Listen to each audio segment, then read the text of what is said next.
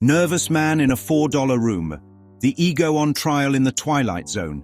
This is the Twilight Zone at its metaphysical finest. One room, one man, one mirror. And behind it all, a singular spiritual choice. Which voice will speak for me, fear or truth? Jackie Rhoades is a 34-year-old petty crook, small-time, soft-spined, scared. He's the ego's poster child for self-defeat. He paces his $4-a-night hotel room waiting for orders from his gangster boss George. Tonight's order? Murder. But Jackie is no killer.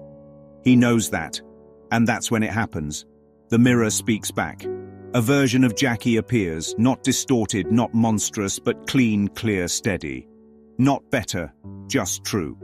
This other self isn't a hallucination. It's a dramatization of the internal courtroom, a battle between the ego's voice of guilt and fear and the Holy Spirit's voice of innocence and choice. Serling sets it up beautifully. Where some men leave a mark, this man leaves a blot. What you're about to watch is a strange and mortal combat between a man and himself. This is no gangster story. It's a metaphysical showdown. And the $4 room is no cheap hotel, it's the mind. The $4 room, a bargain for a body, but the cost is identity. The $4 room represents the ego's idea of value. Cheap, limited, boxed in. It's the whole world the ego built, tacky desires, guilt-ridden pleasure, plastic power. In this room, Jackie sweats in the heat of his own nervous projections. He's roasting in self-hatred. His thoughts are attacking him. There is no window to escape because there is no escape in form. The only exit is within.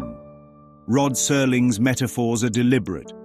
4 is the number of materiality, of form, of limitation. And that's exactly where Jackie is stuck, not in a room but in beliefs. The mirror, not a reflection, but a revelation. When Jackie sees his own image talking back to him, it's not a ghost, it's grace. The mirror doesn't show him what he is. It shows him what he could be if he remembered who he really is. And that voice from the glass says, I want to take over, Jackie.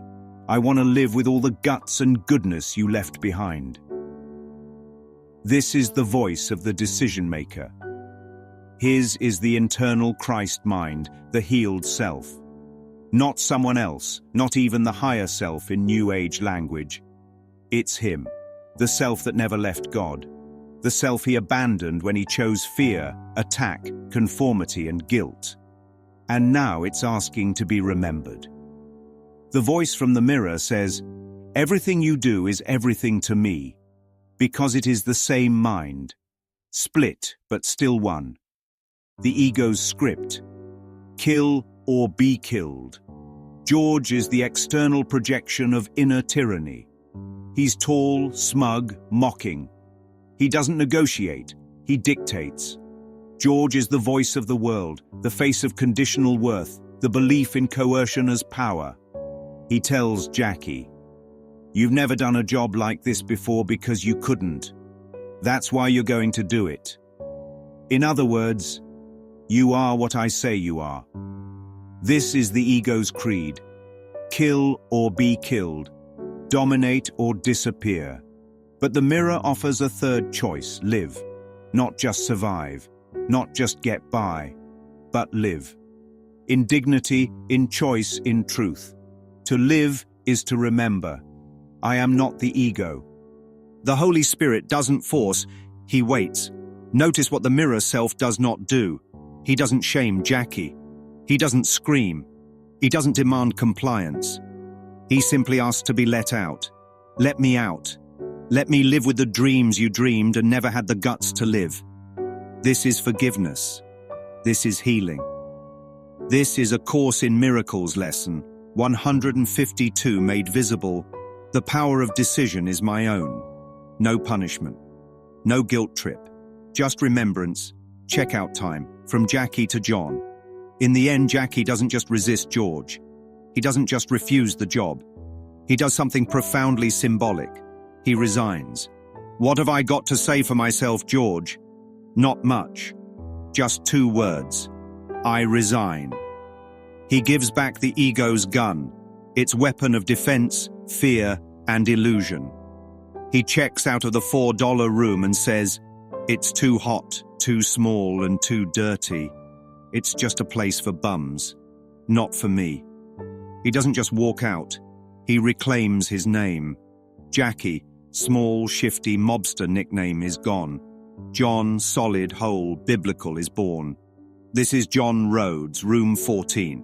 I'm checking out. He has chosen again. From glass to flesh. Exit Mr. John Rhoades, formerly a reflection in a mirror, now made out of flesh, and on his way to join the company of men. This isn't just an ending. It's a resurrection. Jackie didn't kill the ego. He saw it. He recognized its emptiness. And he said no. He chose again. And that's how he walked out, not just from a room, but from a role. The eternal flip. This episode isn't just a fable about self-worth. It's a metaphysical instruction manual. The ego is always externalizing guilt and calling it George. The Holy Spirit is always gently waiting in the mirror, asking to come out. And the choice is always the same. Will I defend a false self, or will I let truth lead the way? Jackie chose truth. Jackie resigned. Jackie checked out. And now he's not a nervous man anymore. He's free.